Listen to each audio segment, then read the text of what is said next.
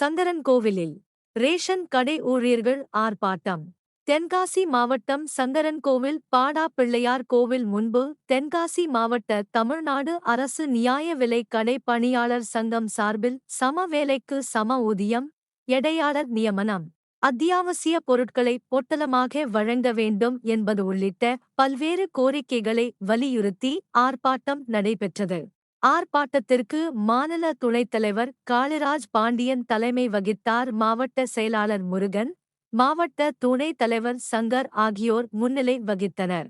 ஆர்ப்பாட்டத்தின் போது கோரிக்கைகளை வலியுறுத்தி நிர்வாகிகள் பொன்ராஜ், சுப்புராஜ், முத்துப்பாண்டி, சங்கர், மாரியப்பன், இளங்கோ ஆகியோர் பேசினர்.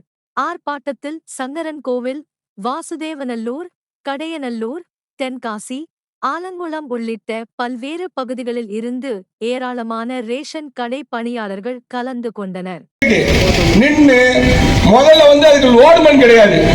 ஒரு வண்டியை எடுத்து அந்த சரக்கை ஏத்தது யார் ஏத்துவா? ஒரு 15 மூட அரிசியை ஒரு ஆட்டோக்குள்ள ஏத்ததுக்கு யார் கூலி கொடுக்கா? யாரும் கூலி கொடுக்க கிடையாது.